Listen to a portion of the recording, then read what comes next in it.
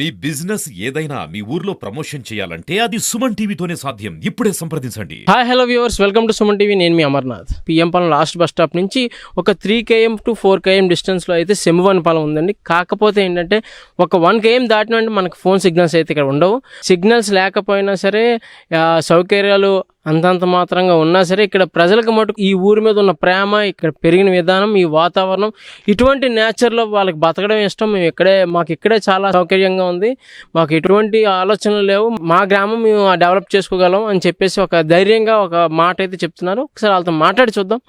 ఈ గ్రామం ఎప్పటి నుంచి ఉంది, అసలు ఎప్పటి నుంచి ఇక్కడ ప్రజలు ఉంటున్నారు, ఈ ప్రజలకి అన్ని వసతులు వాళ్ళ దగ్గర ఉన్నాయా లేవా, వాళ్ళు ఫేస్ చేస్తున్న ప్రాబ్లమ్స్ ఏంటంటే ఒకసారి తెలుసుకుందాం.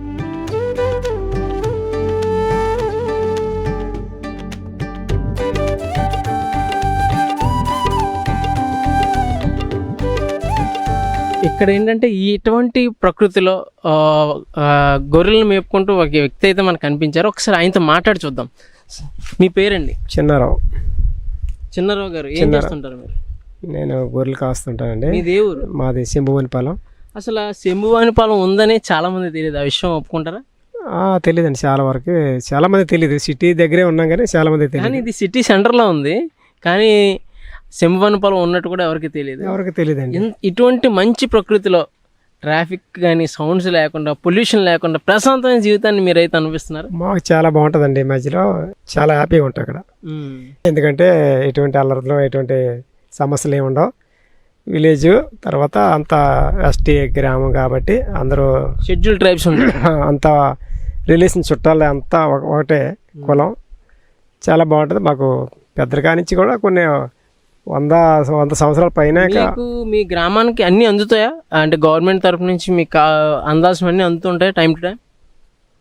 ఇప్పుడు గవర్నమెంట్ నుండి అయితే వచ్చినవంటే అన్నీ అందుతున్నాయండి. ఎలా అనిపిస్తుంది ఇలాంటి ప్రకృతిలో మీరు సిటీకి వెళ్ళినప్పుడు? ఇలాంటి వీటి మధ్య బతుకుతున్నారు వాళ్ళు, మేము ఎంత ప్రశాంతంగా ఉన్నా అనిపిస్తుంటుందా మీకు? మాకు సిటీలోకి వెళ్ళేస్తే మళ్ళీ ఎంత బేగి మళ్ళీ మా ఊరికి వచ్చేద్దాం అన్నట్టు ఉంటుంది మాకు. ఆ సిటీలోకి వైజాగ్ వెళ్ళామనుకోండి, ఎంత వేగం మా ఊరు వచ్చేస్తే ప్రశాంతంగా ఉంటుంది అనిపిస్తుంది మాకు. ఇక్కడికి వచ్చేస్తే మీరు గొర్రెలు కాస్తుంటారు? గొర్రెలు కాస్తుంటాను. అంతకుముందు ఈ యొక్క కొండలన్నీ ఇవన్నీ మొత్తం ఎక్కిన కొండలే పొలాలు కొట్టేవారు. తర్వాత ఫారెస్ట్ వాళ్ళు కొండలు కాపాడమని కొన్ని మాకు కంబల కొండలు అట్లా జాబ్లు ఇచ్చారు. విలేజ్ డెవలప్మెంట్గా అది చాన్నాళ్ళ క్రితం అయింది. అది అప్పటి నుంచి మా స్టాఫ్ అందరూ ఇక్కడ పనిచేస్తున్నారు కంబలకొండలో. ఈ ఊర్లోకి వేరే వాళ్ళు ఎంటర్ అవ్వరా? వేరే వాళ్ళు ఉండడం గట్రా చేయరు ఇందులో? ఈ ఊర్లో మరి ఫారెస్ట్ అని ఒక అది ప్రకటించారు. అంటే ఒక యానిమల్ ఉండడానికని ప్రకటించిన తర్వాత ఎక్కువ ఇందులోకి ఎవరు రాకుండా అది ఆపేశారు అనమాట. చెక్ పోస్ట్ ఉంది, ఇందులోకి ఎవరు రావడానికి పర్మిషన్ ఉండదు. సో మీకు జీవనోపాధి ఎలాగా? జీవనోపాధి అంటే అప్పుడు ఇక్కడే బతికేవారు కర్రలై కొట్టుకొని. ఇప్పుడంటే బయటకు వెళ్ళిపోతాను, చాలా పనులు ఉన్నాయి కాబట్టి బయటకు వెళ్ళడానికి అయితే ఉదయం పని చేసుకొని సాయంత్రకాలం ఇంటికి వచ్చేస్తాం. బాగానే ఉంది. మీకు ఇక్కడ బతకాలని ఉందా, సిటీలో బతకాలని ఉందా? మాకు ఇక్కడే బతకాలని ఉంది. ఓకే, ఇక్కడే హ్యాపీగా ఉంటుంది మాకు. ఇంక బయటకు వెళ్తే మేము బ్రతకలేం. ఒక రోజు రాత్రి ఈ ఊర్లో గడిపి చూస్తాం మేము ఇంకెప్పుడైనా సరే. ఓకే, ఉండొచ్చండి. ఓకే, థ్యాంక్ యూ అండి. సెంబువనిపాలెం గ్రామం స్టార్టింగ్లో ఉన్నామండి. ఊరైతే మనకు కనిపిస్తుంది. ఒక్కసారి నాతో పాటు మీరు కూడా ఒక విజువల్ అయితే చూడండి. ఎంత ప్రశాంతమైన వాతావరణం, ఎటువంటి ట్రాఫిక్ సౌండ్స్ లేవు, ప్రకృతి వల్ల జనరేట్ అయ్యే సౌండ్స్ తప్ప ఎటువంటి సౌండ్స్ లేకుండా ప్రశాంతంగా ఉందండి ఊరు.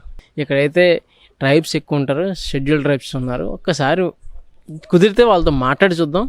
ఎలాగా, ఎప్పటి నుంచి ఉన్నారు, అసలు ఈ గ్రామం ఎప్పుడు ఏర్పడింది అని, ఇక్కడ ఏమైనా గ్రామ పద్ధతులు ఉంటే వాళ్ళతో మాట్లాడి మరికొన్ని విషయాలు తెలుసుకుందాం. నాతో పాటు రండి.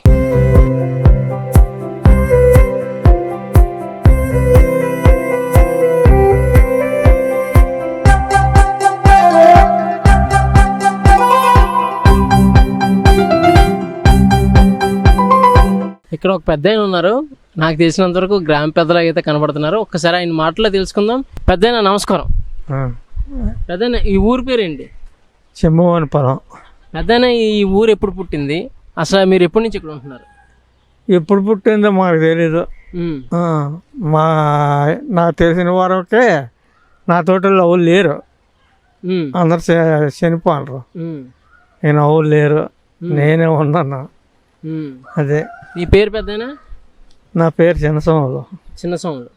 పెద్దనా ఊరి అంటే పిఎం పాలెం అనేది ఒక డెవలప్డ్ సిటీ, అంటే ఆల్రెడీ డెవలప్ అయిపోయింది, గ్రేటర్ అయిపోయింది. అది అయిపోయింది. కానీ అసలు ఇంత సిటీ దగ్గరలో ఇలాంటి పల్లెటూరు ఉంటుందని ఎవరు ఎక్స్పెక్ట్ చేయలేదు. కానీ ఎలా ఇది అంటే ఇలాంటి ప్రకృతిలో ఉంటే మీకు ఎలా అనిపిస్తుంది రోజు? ఇంత మారుమూలలో ఉన్నది మా మా ఊరు ఏటి డెవలప్మెంట్ అవలేదు అనేసి అనే. నువ్వు డెవలప్మెంట్ కోరుకుంటున్నావా? డెవలప్మెంట్ కోరుకుంటాను ఎప్పటికైనా. ఇంత మంచి ప్రకృతి ఉంది, మీరు ఎలా అంటే ఇక్కడే పండించుకుంటారా లేదంటే మీకు ఏం కావాల్సినవి తెచ్చుకుంటారా? అన్నీ ఇప్పుడు అన్నీ మొదలవాడలు తెచ్చుకుంటారు. ఇప్పుడు పిఎం పాలెం వచ్చింది, సంత అన్నీ ఇక్కడే తెచ్చుకుంటాను. ఇప్పుడు ఇక్కడ మీకు ఏదైనా ఆపద వచ్చి హాస్పిటల్కి వెళ్ళాలంటే దగ్గరలో ఏమున్నాయి? దగ్గరలో ఏది లేదు, బియ్యం పాలెం ఇక్కడికే పోవాలా, అక్కడికే. ఎలా అనిపిస్తుంది పెద్దనా? మీకు ఏమైనా ఇక్కడికి బస్సు సౌకర్యాలు ఉన్నాయా? బస్సు వస్తుంది కానీ అది ఆ టైం అప్పుడు వస్తుంది. అప్పుడు అవులి ఏలప్పుడు అవులే వెళ్తారు, అవులి వెళ్ళరు. ఇక్కడ ఏది ఫేమస్ మీకు? ఏవి బాగా పండుతాయి? పండడానికి ఏది లేదు, అన్నీ ఎచ్చబెట్టేసుకున్నాం. అన్నీ ఎచ్చబెట్టేసుకున్నాం అంటే అమ్మేసుకున్నారా? మరి కొండ ఏదో మొక్క వేసుకోవడం, అవి పండించుకోవడం. మీరు బతకడానికి మెయిన్ ఏంటంటే వ్యవసాయం, ఏదైనా దాని మీద ఏమైనా ఆధారపడతారా? వ్యవసాయం ఆధారం లేదు. ఇక్కడికి గవర్నమెంట్ సంబంధించిన అంటే అన్ని సదుపాయాలు అక్కడ అందుతాయా? అందవు. రేషన్ కానీ అన్నీ ఇక్కడికి వస్తాయా? ఇక్కడికి రావు, కిందకి పోవడమే, ముందుకెళ్ళాలి. మేము అక్కడికి పిఎం పాలెం పోవడమే. అక్కడి నుంచి తెచ్చుకుంటారా? ఎలా పెద్ద ఇప్పుడు ఇక్కడ కరెంట్ పోయినా చేసినా ఇబ్బందిగా ఉంటుంది కదా మీకు? మరి ఇబ్బంది అయితే చడాని అవులో ఫోను ఉన్నది కదా, ఆ ఫోన్ చేస్తే గౌకురం వచ్చి. సిగ్నల్ కూడా సరిగ్గా లేవు కదా ఇక్కడ. వాళ్ళగా అది ఇట్టరు, అది దానికి తవలించలేదు, ఆ సిగ్నల్ రావు. పెద్దనా ఇలాంటి మంచి వాతావరణంలో బతుకుతున్నారు కదా, మీకు ఇది నచ్చుతుందా సిటీ నచ్చుతుందా? సిటీ నచ్చదు, ఇదే నచ్చుతుంది. ఇదే నచ్చుతుంది. మరి కడుపు కూడినప్పుడు ఇదే నచ్చుతుంది మాకు. ఏం తింటుంటారు మామూలుగా అందరూ తిన్నట్టు? ఉదయం టిఫిన్, మధ్యాహ్నం భోజనం, రాత్రి భోజనం? రాత్రి భోజనం ఇప్పుడు గంటలు చోట్లు పడిన అయ్యి కూడా తినరు. ఈ గంటలు పోనాయి, చోట్లు పోనాయి, చిలక్కలు పోనాయి, అన్నీ పోనాయి. మరి బీపుగలు తెచ్చి ఇక్కడ మంటెట్టుకోవడం. సరే పెద్దనా, జాగ్రత్తగా ఉండాలి. ఎప్పుడు ప్రకృతి నుంచి ఎంత హ్యాపీగా మీరు బతుకుతున్నారంటే అది నిజంగా గ్రేట్. ఎందుకంటే సిటీలో మేము బతకాలన్నా అలాంటి బతకలేము, బట్ ఇలాంటి చోట బతకడం మీకు మీ అదృష్టం అనుకోలేదు అసలు. అదే మరి అది ఎక్కడ బతకడం అంటే అంత అదృష్టమే. సరే పెద్దనా, ఉంటానైతే. అనాకాలం అయింది, 3 అంకసార్లు 4 అంకసార్లు మారినది అప్పటి నుంచే. సరే, ఈ మార్పు అంతా మీ కళ్ళ ముందు చూశారు కదా, అప్పుడు ఫస్ట్లో ఇక్కడ అంటే ఎలాంటి ఇల్లులు కూడా లేకుండా కమ్మల్లో ఉండి, మట్టి ఇల్లుల్లో ఉండి, అలాంటి గుడిసెలు ఉండేవారు కదా. ఇప్పుడు ఎంత మార్పు నీ కళ్ళ ముందే జరిగింది కదా, నా కళ్ళ ముందు డెవలప్ అయింది కదా. ఇప్పుడు బాగుందా ఇక్కడ బాగుంది.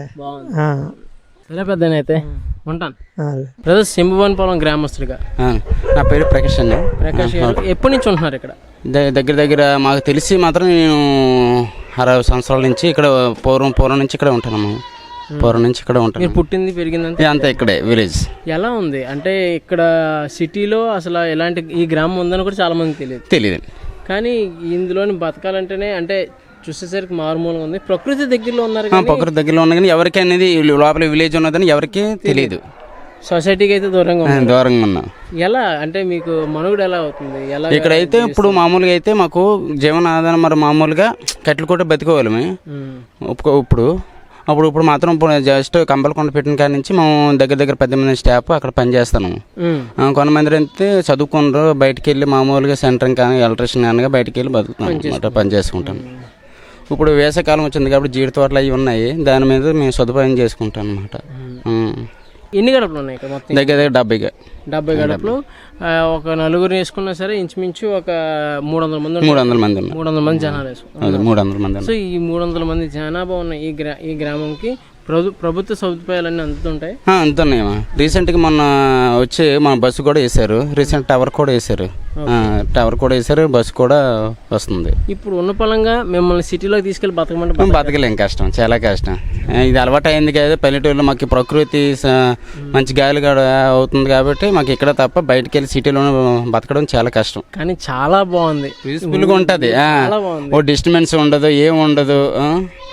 ముందున వస్తుంటే ఒక డ్యామ్ లా ఉంది, దాని గురించి మీరు ఏం చెప్పగలరా? డ్యామ్ అంటే అది యాక్చువల్గా అదే మామూలుగా చెందింది ఆ డ్యాము. అక్కడ చెక్ పోస్ట్ పెట్టడం వల్ల ఫారెస్ట్ వాళ్ళు మాకు చాలా ఉపయోగపడ్డది అన్నమాట. మిగతా వాళ్ళు వచ్చి ఎడ్ చేశారంటే రోడ్డు మీద ఉండి వాళ్ళు చండాలంగా చేసేవారు అన్నమాట. ప్లాస్టిక్ అంతా వేసేయడం చేయడం. ఇప్పుడు చెక్ పోస్ట్ పెట్టడం వల్ల మాకు కూడా యూజ్ అవుతుంది. ఇదంతా అటవీ శాఖలోకి వస్తుంది, ఊరు కూడా విలేజ్ అటవీ శాఖలో వస్తుంది, ఫారెస్ట్ డిపార్ట్మెంట్. సో మీకు కంపల్సరీ ఫారెస్ట్ డిపార్ట్మెంట్లో వచ్చి పలకరిస్తుంటారు? వస్తారన్న, వస్తారు, ఫారెస్ట్ వాళ్ళు వస్తారు, మామూలు ఏమైనా ప్రాబ్లమ్స్ ఏమన్నా అడుగుతారు అన్నమాట. ఇక్కడ వన్యప్రాణుల సంరక్షణ కూడా మీకు బాధ్యతే కదా? బాధ్యత. వాటిలో మనం ఏమి చేయము కూడా, వీటిని కూడా దానికి హానికరం కూడా, వాటిని కూడా వన్యపాలెం కూడా మేము ఏం చేయలేము, ఏం చేయకుండా జాగ్రత్త కాపాడుకుంటాం. సో ఎలా ఉంది ఇక్కడైతే మీకు? బాగానే ఉందన్న, బాగానే ఉంది, పీస్ఫుల్గా ఉంది. కానీ ఒకటి ఏంటంటే అందరు డిగ్రీలు చేస్తున్నారు, జాబులు కూడా కొంచెం రాలేదు, చాలా ఉంది. గవర్నమెంట్ ఎంప్లాయర్ ఎవరు లేరు. అప్పటికి ఇప్పుడు చాలా మార్పు వచ్చింది, చాలా మార్పు. ఇక మీద కూడా మంచి అభివృద్ధి చెందుతుందని చెప్పి ఆశిద్దాం. అంతలేదు.